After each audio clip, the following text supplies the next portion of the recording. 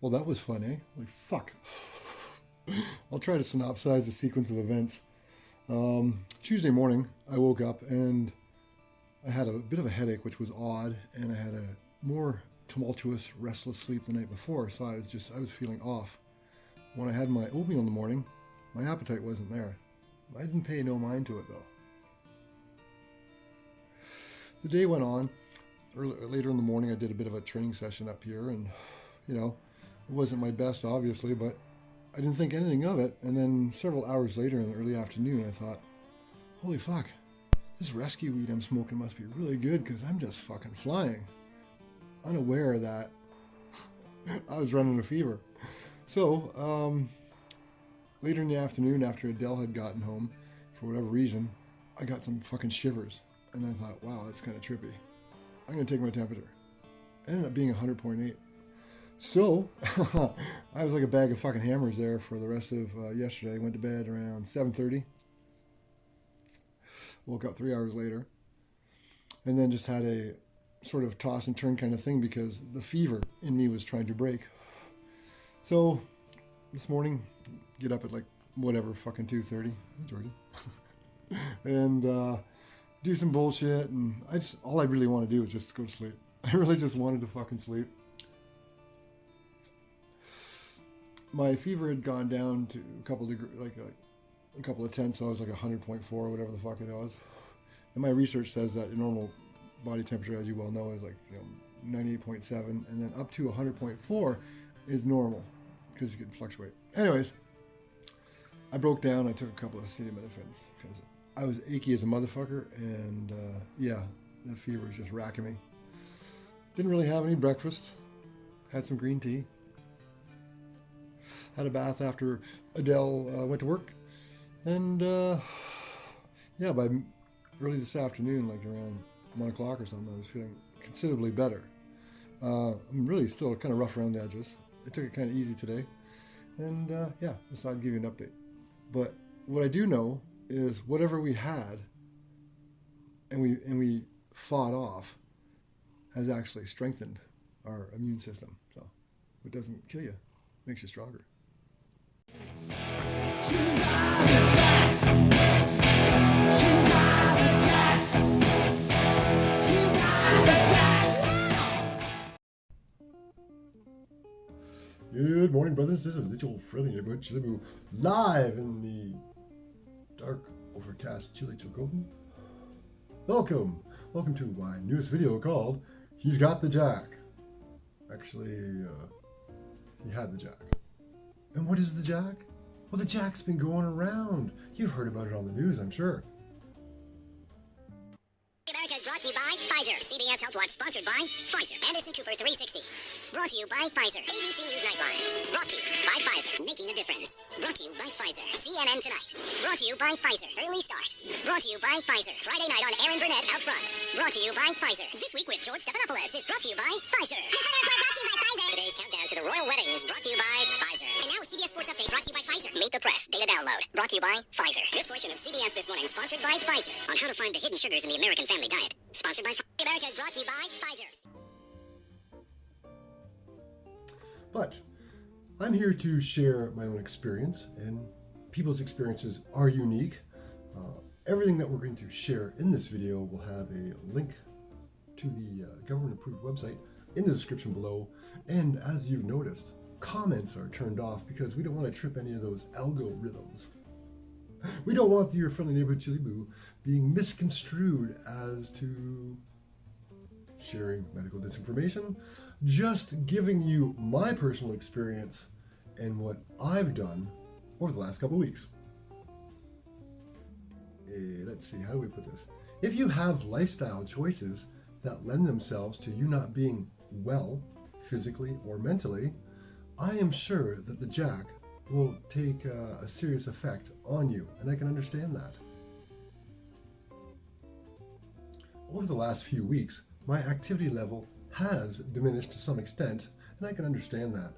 But at the same time, I have been fueling the machine with copious amounts of food because the abject desire to consume food has never left except for that initial day. I think that lends itself to overall health and wellness. We've heard the old adages of starve a cold, feed a fever, or feed a cold, starve a fever. I don't know. Your body needs fluids and your body needs calories. So what do? Over the course of my experience, I found that my appetite wasn't affected. In all actuality, I had a more voracious appetite than normal, and I just wanted to continually consume calories, which I did. For me personally, the need to continue with physical activity was paramount. Obviously, there's chores to be done, dogs to be walked, and the usual mundane things of activity in our day-to-day lives. Being someone that likes to train on a regular basis, I did scale my training back to some extent that was rather severe for me, and there was actually 3 or 4 days where I didn't do any training at all and just let my body heal, take in calories and heal. About a week into it, I did resume my training protocols, and again, I just am in the process of ramping them up slowly, being mindful that my body is in a general state of repair. I did eat a lot of homemade soups, and I upped my vitamin C, my vitamin D, and my overall vitamins and minerals just a bit to help complement the healing process that was going on in my body. One of the other things that I utilized to help, soothe my system was the intake of golden honey, which is basically an organic honey that was infused with copious amounts of turmeric and curcumin. So I think individuals' experience having the JAK is going to be tantamount on several factors. Your health and wellness level when the onset begins, whatever protocols you may or may not follow throughout the course of it, as well as your general sense of mindset in dealing with it. Because I can't understand, being a physically fit and active person, how it can kick the shit out of you, literally. Over my life, I've been quite fortunate for the majority of my adult years to not be inundated with colds or flus or anything like that. Usually I would get something and feel it for a day or two and it's gone. It would have literally no effect on what I was doing. But in the past, I've had pneumonia as a young child and a teenager, and the severity of that far exceeds what I just went through with the JAK. But I could also see that if you're somebody that has pre-existing health conditions and you're not well to begin with, and we look at society and how we've touched on a number of times the 4-decade-long obesity epidemic that has swept the globe, those individuals are not going to fare well. Would you run out and line up for the clinical trials? I don't know. That's upon you to make that decision.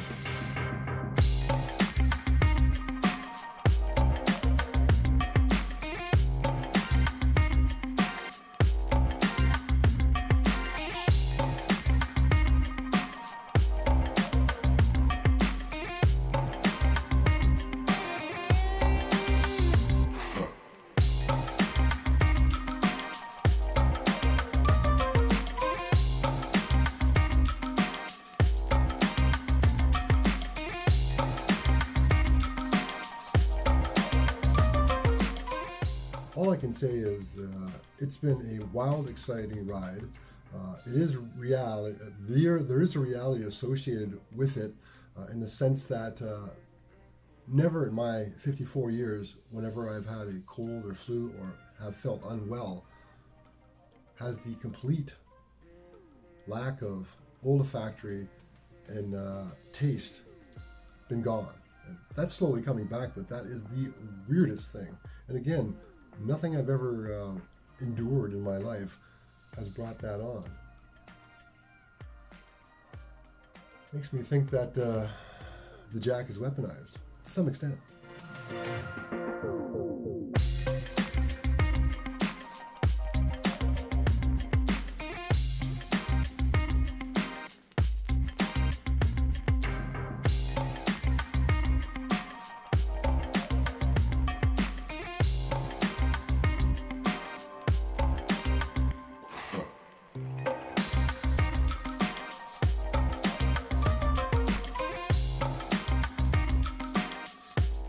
That's for you to decide.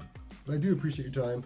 Take care of yourselves. Be well wherever you are in mind, body, and soul. Have a beauty day, and I'll see you